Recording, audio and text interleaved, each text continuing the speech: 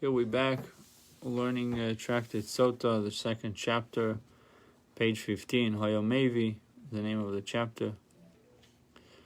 So this primarily now deals with the offering of the Sotah, what she bought. Umaktir b'chlishoris, she's using a service vessel to bring her mincha. Klishoris maktilo. The Gemara says, did he actually offer it up in a service vessel? Rather say that he brings it up in a service vessel. Salts it and place it on top of the fire.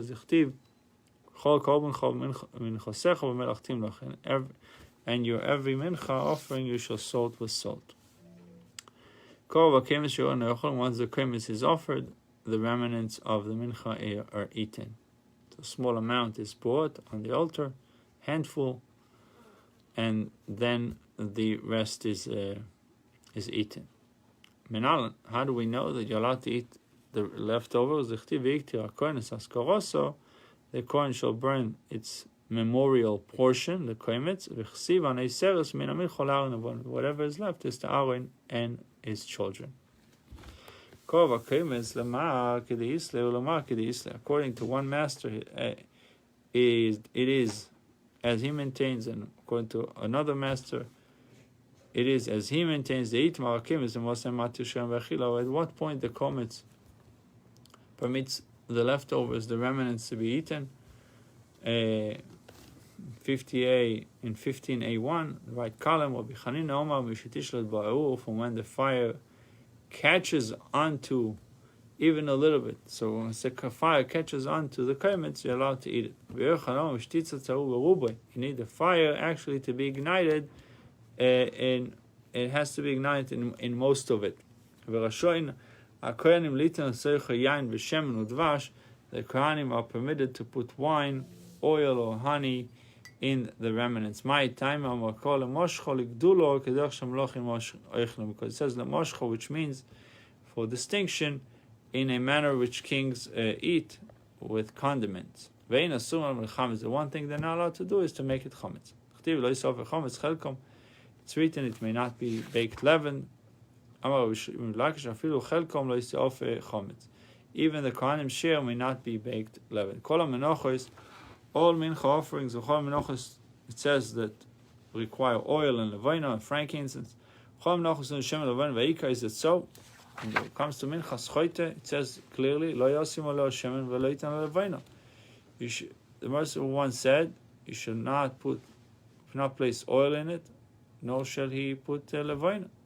Achi kamokol menachos and shemen levina. All mincha offerings either require oil and levina, was menachitnu voice soile, so come from wheat and come as fine flour.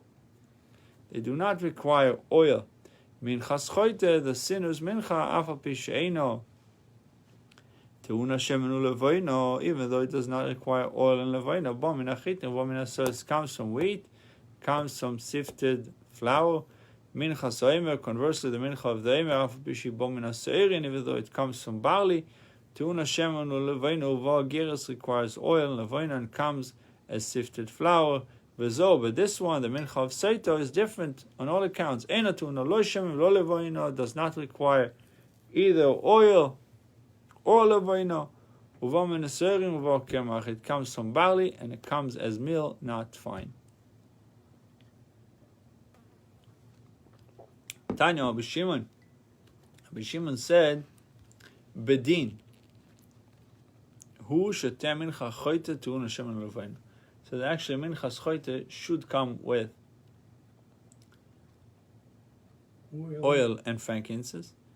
So the sinner should not profit that he has a cheap mincha. Doesn't have to spend much. So why do we say that it does not require? Because we don't want his sacrifice to be beautified. It's something, it comes to a sin. So when it comes to the chatas offering of mitzvah and asham, they require libations. Because they do not come for sin.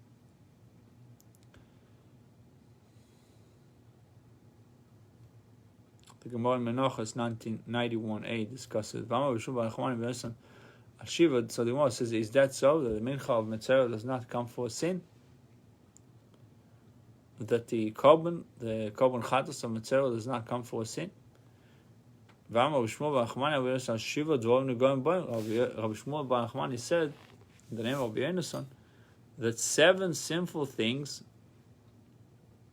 tzaras, afflictions, come. Tzaras, afflictions come because of 7 sinful things. Apparently, the Metzora offerings do indeed come as atonement for sin. The Gemara says, answers also in Egode Kapule. There, it is through his affliction, the pain and humiliation that he suffers by having the tzaras, that his sin is atoned for. Ki ma'aseh korban, when he brings sacrifice after his tzaras is cured, l'ishtaroi b'kodoshim u'lekamaiseh, it is merely to become permitted in consumption of sacrificial foods that he brings it, and not for atonement. Ela me'ato. So he's bringing korbans so he can be permitted to eat kodoshim, not for sin. Sin was atoned already by suffering and his embarrassment. Ela me'ato chatos nozer te'etuna nesochim. So chatos nozer should also come.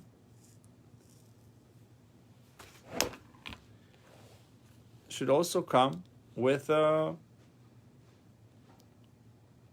libations. If you sheinu bal chet, because it is too, does not come for a sin. So it says Rabbi Shimon holds in accordance with Rabbi Lezer HaKapo that Nazir is choite, is a sinner. Why? Because he prevents himself from a lot of things that can be elevated, can be eaten. Rabbi Gamliel says, just as her actions were like the actions of animal, the actions of Sotah, like the actions of animals, so her offering is from the food of animals. Tanya, Rabbi Gamliel said to the sages, Seifrim, scholars, permit me, and I will expound it like a jewel. Going into 15b1. 15b1. The Shamil Rabbi Meir the Korma, for he heard Rabbi Meir say, Here Elon, she, the Sotah, fed him the delicacies of the world. Therefore, therefore her sacrifice is animal food.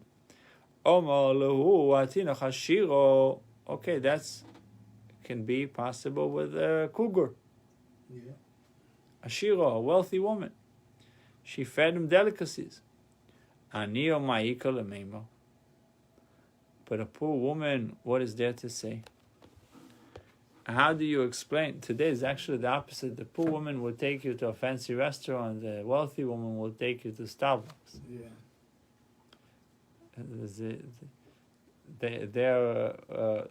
It happens that the people who are frugal is the people that have the money, and people that are generous is people that don't have. Yeah. But anyhow, she fed him delicacies in this case. And what about a poor woman? Why is she bringing a korban why she is bringing a korban of an animal if she fed him food of animal? How do you explain the fact that poor Sotah's offering is also of Bali? Because what are we saying? We're saying that you have to do the extreme, the other extreme. You fed him delicacies, you have money. This Sotah, she fed him delicacies, so now you have to bring food of an animal. But what happened if she fed him to begin with food of animals? She gave him cheap food. Whether we say just as our actions are the actions of that are kind to an animal, so too when it comes to her mincha or offering should be something similar to an animal, which is Bali, Bali is animal fodder. Oh, maybe the Mishnah says the Kohen would bring in 15b1, a Kohen would bring an earthenware vial. He put into this vial half a log of water from the kiyur. Rabbi Yehuda says not half a log, rather revis.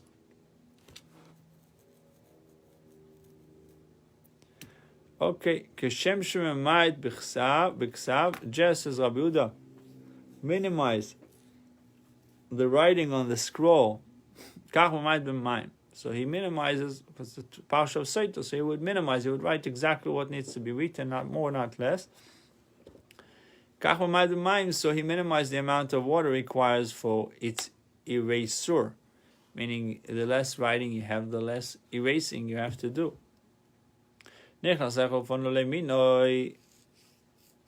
Vial in hand, the Kohen entered the sanctuary and turned to his right. There was there on the floor was a place, amo by amo, about 18 inches by 18 inches, with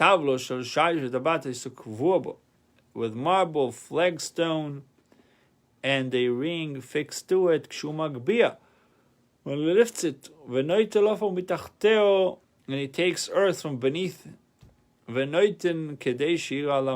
he places enough in the vial so that to be visible on the water. Shenema, as the pasuk says, Parsha Sotah,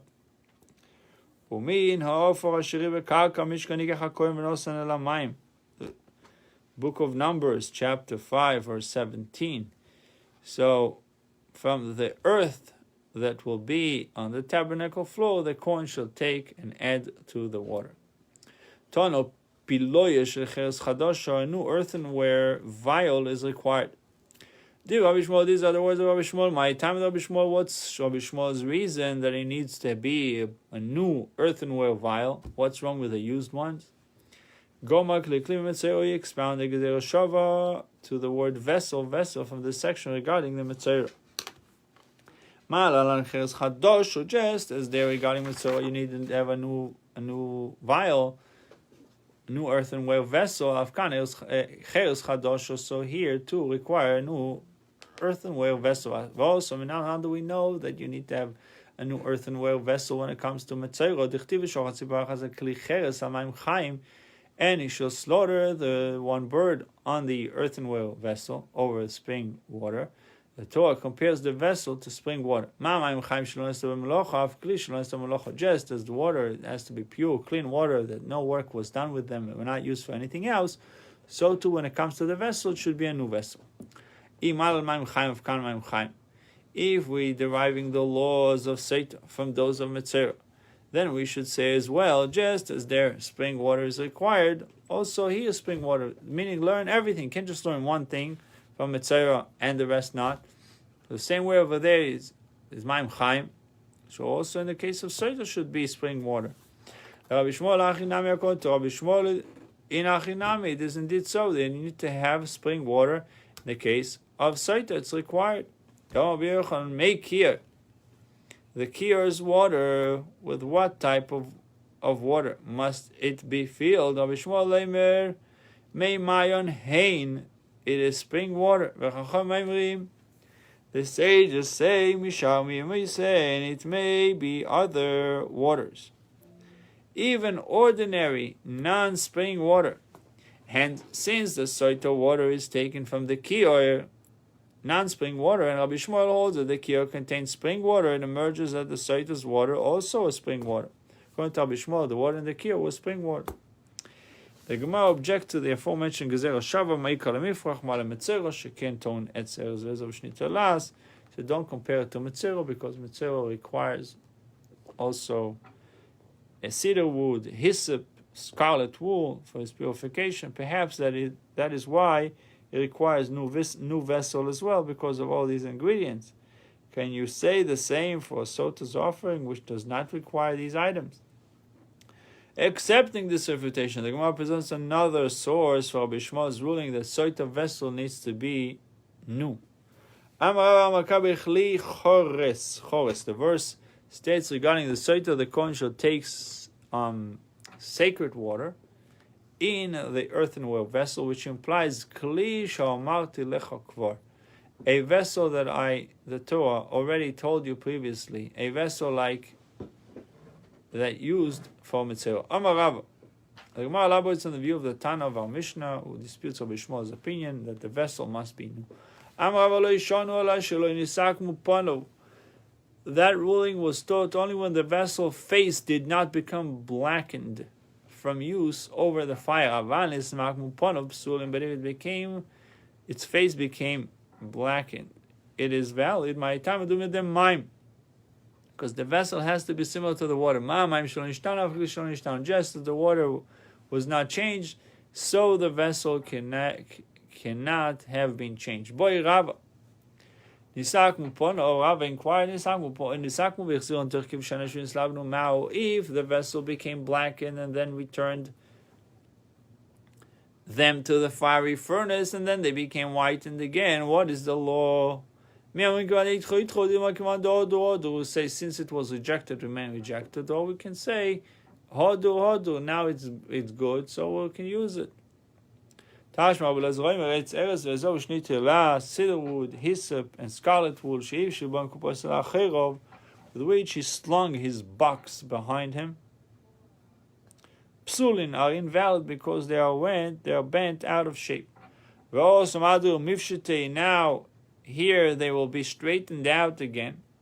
We see that once an object becomes invalid, it remains so, even though the cause of the invalidation is corrected. The Gemara rejected proof. There we can say that they were peeled off, physically damaged. Through the burden, this change cannot be corrected. The Kohen entered the sanctuary and turned to his right. Because the Master said, all turns that you make should be only to the right.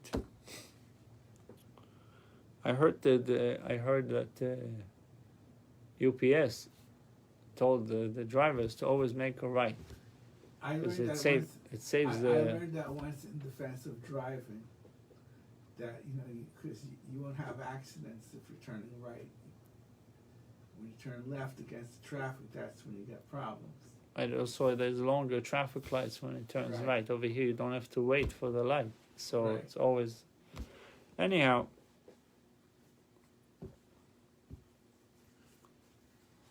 There was a floor. There on the floor was a spot, an amma by an amma wide, 18 by 18, 18 inches by 18 inches, or 26 by 26. Earth that will be on the tabernacle floor. The pasuk stated only from the earth that will be in the tabernacle. It could have been thought that the Kohen could prepare the earth outside the sanctuary and bring it in. It has to be in the tabernacle floor. On the tabernacle floor, without the words that will be, without the word it shall be Yochel Yachper Bekardumas. It could have been thought that he should dig with spades to obtain the earth. Therefore state that will be, implying that the earth need not have always been there. If there is earth already there, take it. Ein sham, tein sham. If there is none there, place some earth there. The earth that will be. This teaches that he may prepare earth outside the sanctuary and bring it in it. When the verse continues on the tabernacle floor, it serves to include the floor. Of the sanctuaries in Shiloh, Nov, and Givon, and the eternal house, the temple in Yerushalayim. Isa Menachem says it is not necessary to include the temple through this verse, for its inclusion may be derived through logic. Concerning a lenient tumah, entering the temple while Tomei, Scripture did not distinguish between the Mishkan and the temple. But tumas eishes ish chamur ala kershikan, concerning the severe tumah of married woman, Is it not certainly so? Mishkan. Why does the Torah teach us the word with the word on the floor of the Mishkan? So that he should not bring earth in from his box. God willing, we'll continue tomorrow. We'll have another video tonight. A video on the Tanya, Halacha, and Yaakov. Bruchim to you.